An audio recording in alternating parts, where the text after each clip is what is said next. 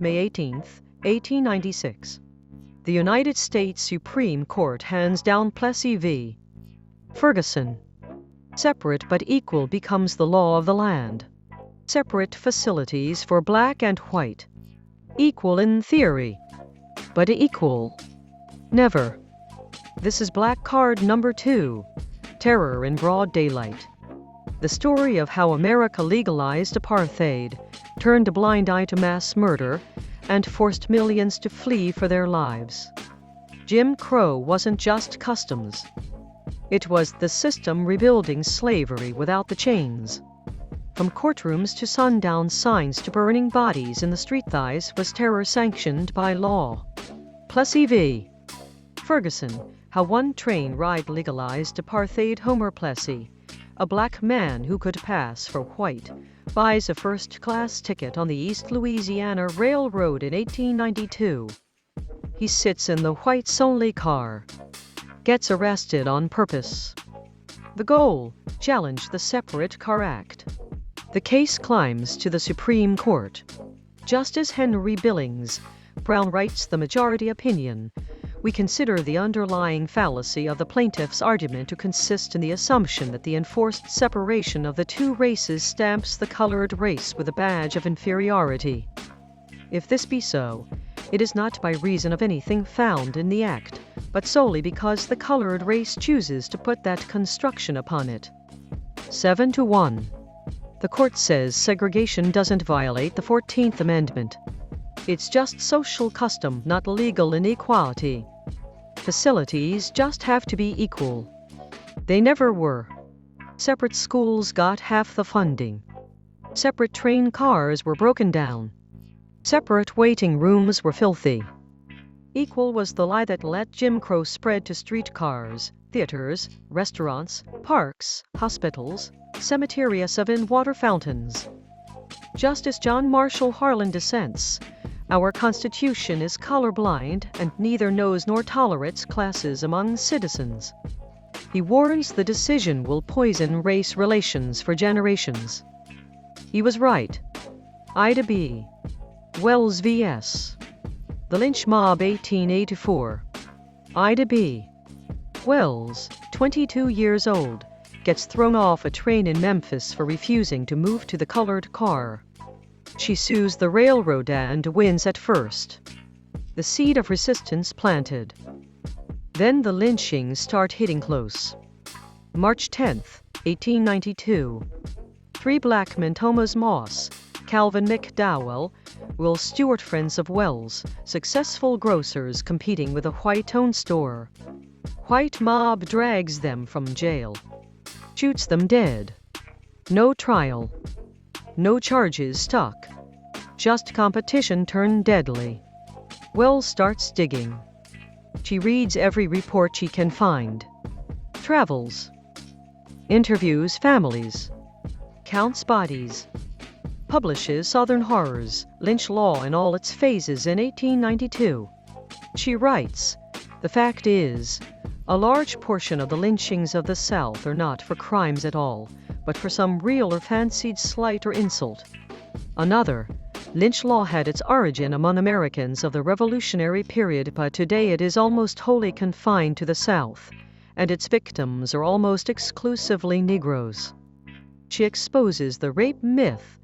Most lynchings had nothing to do with assault on white women. Economic resentment. Political power. Or just being too successful. Too visible. Too free. The white press calls her a liar. A mob destroys her newspaper office. Free speech. Threatens her life. She flees to the north. Keeps writing. In 1895, a red record. She documents hundreds of cases.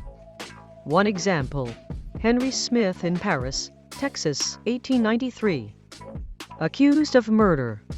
Burned alive before a crowd of 10,000.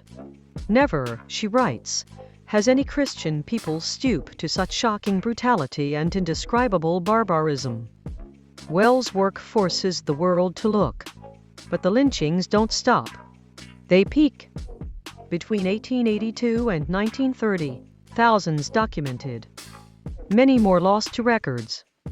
Sundown towns, where the sun never set on racism signs at city limits, and don't let the sun set on you in town name. Or simpler, whites only within city limits after dark.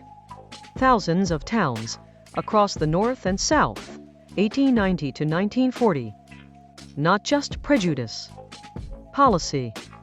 Violence. Black families driving through get pulled over. Beaten. Run out. Sometimes killed. One Illinois town legend. ANN stood for Ain't No NRS Allowed. Real or rumor, the message was clear. James W. Low in documents hundreds.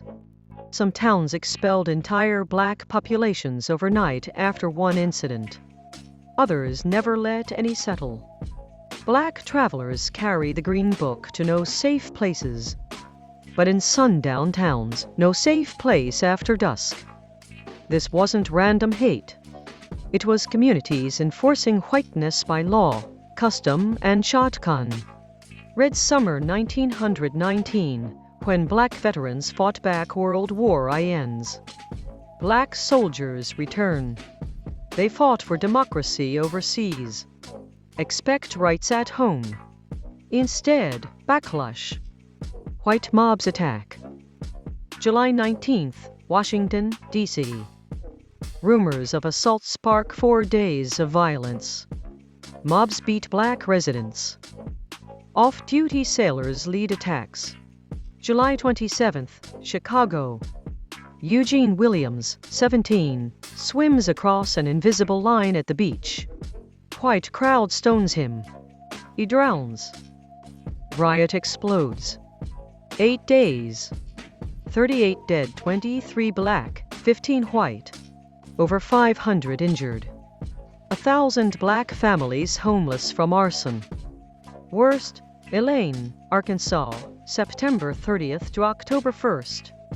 Black sharecroppers meet to unionize. White sheriff shoots into crowd. Chaos. Governor sends troops. Massacre. Estimates, up to 200 black dead. Bodies dumped in rivers. Official story, insurrection. James Weldon Johnson coins Red Summer.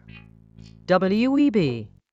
Du Bois writes in The Crisis, "This is the country to which we soldiers of democracy return, but by the God of heaven, we are cowards and jackasses if we do not fight a sterner battle against the forces of hell in our own land." Black communities arm. Fight back.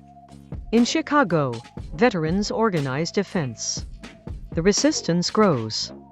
The Great Migration begins. 6 million black Americans leave the South between 1910 and 1970. First wave heaviest 1910 to 1930. Why? Lynchings. No votes. No jobs that pay fair. No safety. One migrant. We just wanted to get away from down there where you couldn't be a man. Another from oral histories. The South said, N*******, know your place. The North at least gave you a chance to find it. Trains north packed. Chicago Defender publishes letters, come. Opportunity awaits. They build Harlem. Bronze Hill. Tweet Auburn in Atlanta. New culture. New resistance. But the terror they fled followed in different forms. Closing Plessy gave segregation a green light. Wells lit the truth on lynching. Red Summer showed the North wasn't safe. Sundown towns drew invisible lines. And still, black people moved. Built. Resisted. Sang coded protest in blues that would one day become hip-hop's foundation. This card shows the daylight between separate but equal and reality. Between freedom promised and freedom denied. Between terror and the people who refuse to stay terrorized. This is black card number 2. Terror in broad daylight. What card hits hardest? Drop your thoughts below. More cards coming. Stay locked in.